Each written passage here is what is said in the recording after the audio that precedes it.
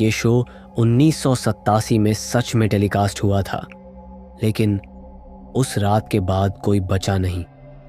ये जो आप सुनने वाले हो वो उसी रात की आखिरी रिकॉर्डिंग है। साल 1987, मुंबई का एक पुराना टीवी स्टूडियो NBT स्टूडियो 7, रात के 11:30 का समय था। आसमान में बादल घिरे थे और हल्की हल्की बारिश की बूंदें स्टूडियो की जर्जर छत पर टपक रही थीं। स्टूडियो के कंट्रोल रूम में लाल बत्तियां जल रही थीं। कैमरे ऑन थे। साउंड इंजीनियर पसीने में भीगे हुए मशीनों को घूर रहे थे। सब कुछ बाहर से सामान्य लग रहा था, लेकिन भीतर हवा में एक अजीब सी बेचैनी थी, जैसे कुछ अनदेखा सांसें रोक कर छिपा बैठा हो। राहुल मल्होत्रा, एक समय का चमकता सितारा, अब एक गुमनाम टीवी होस्ट। उसका शो मिडनाइट डार्क लाइव कभी टॉप रेटिंग्स में हुआ करता था, लेकिन अब TRP जमीन पर चैनल ने आखिरी चेतावनी दे दी थी। अगर अगली एपिसोड में धमाका नहीं हुआ तो शो बंद। राहुल ने तय किया था, इस बार कुछ अलग होगा, कुछ ऐसा जो कभी टीवी पर नहीं देखा गया। उसने कैमरे की ओर देखा, धीरे धीरे मुस्कुराया और बोला, आज की रात कुछ अलग होगी, डर से परे, रूह से जुड़ी हुई। आज हम बुला रहे हैं एक लड़की को जिसके अंदर कुछ है, कुछ ऐसा जो इंसान नहीं। स्टूडियो का भारी दरवाजा कर्कश आवाज के साथ खुला। अंदर आई एक दुबली पतली लड़की, बिखरे हुए बाल, सूजी हुई लाल आंखें, चेहरा जैसे हफ्तों से नींद को छुआ तक नहीं। उसका नाम था नैना वर्मा। उम्र सिर्फ 17 साल, लेकिन आंखों में जैसे सदियों की थकान और कोई छिपा हुआ राज।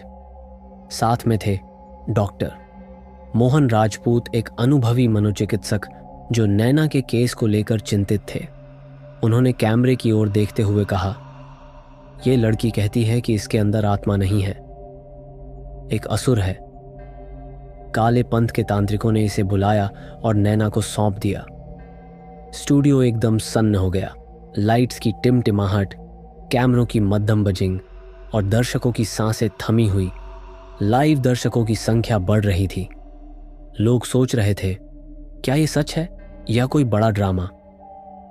12 बजे रात को घड़ी ने जैसे ही 12 बजाए, स्टेज की लाइट्स एक बार फ्लिकर हुई और फिर नैना की आंखें पलट गईं। उसकी पुतलियां ऊपर की ओर चली गईं। फिर उसकी आवाज धीमी, गहरी और मानव से परे।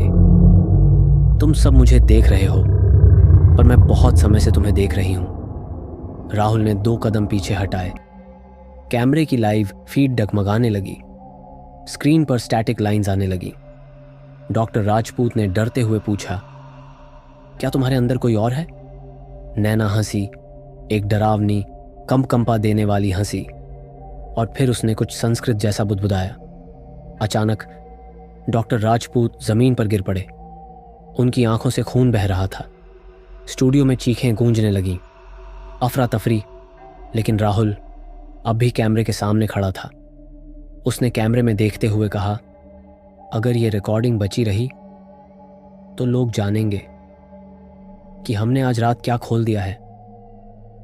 स्टूडियो की सारी लाइट्स एक झटके में बंद हो गई। अब सिर्फ बैकअप जनरेटर की टिमटिमाती रोशनी बची थी। कंट्रोल रूम में लाइट ऑपरेटर विजय घबराकर खड़ा हुआ। उसने स्क्रीन की ओर देखा और उसके चेहरे का रंग उड़ गया।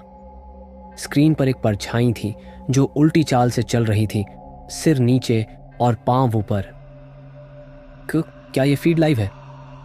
उसने कांपती आवाज में पूछा। डायरेक्टर चिल्लाया, ये सब बंद करो, नैना को हटाओ स्टेज से।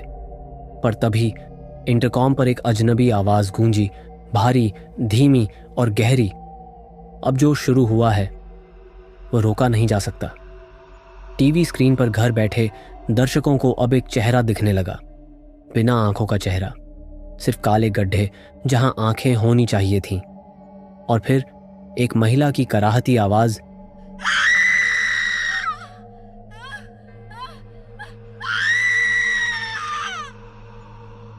टीवी स्क्रीन से धुआं निकलने लगा। एक परिवार जो शो देख रहा था, उनकी 6 साल की बेटी अचानक चिल्लाई, वो दीदी मेरे कमरे में खड़ी है। उसी समय स्टूडियो में कैमरा दो अपने आप घूम गया और दर्शकों की तरफ देखने लगा। वहां एक सफेद साड़ी में स्त्री खड़ी थी जो एकटक कैमरे को देख रही थी। वो वहां दर्शकों में नहीं आई थी। राहुल ने देखा और चीखा, ये कौन है? सिक्योरिटी! पर कोई हिला तक नहीं। सब जैसे बर्फ बन गए थे। राहुल अब पूरी तरह डर से भर चुका था, लेकिन फिर भी उसने खुद को समेटा और कैमरे की तरफ मुड़कर बोला, अगर आप लोग ये देख रहे हैं तो कृपया टीवी बंद कर दीजिए। ये सिर्फ शो नहीं रहा, ये कुछ और है। पीछे से नैना की आवाज आई, लेकिन अब वो आवाज नहीं, गुर्राहट थी। उसके मुंह से काला धुआं निकलने लगा।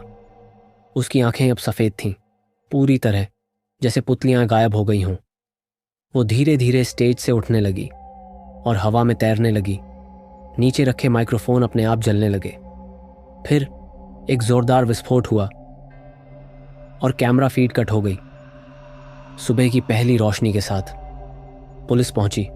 एनबीटी स्टूडियो 7 अंदर हर चीज जल चुकी थी, कैमरे, स्टेज, कंट्रोल रूम। सिर्फ एक चीज बची थी, एक वीसीआर टेप जो अधजला था। उस पर लिखा था, आखिरी रात लाइव टेप को फॉरेंसिक लैब में भेजा गया। लेकिन कोई भी मशीन उसे पूरा नहीं चला पाई। हर बार ठीक 12:23 रात के और स्क्रीन पर एक ही चेहरा दिखता था, नैना का।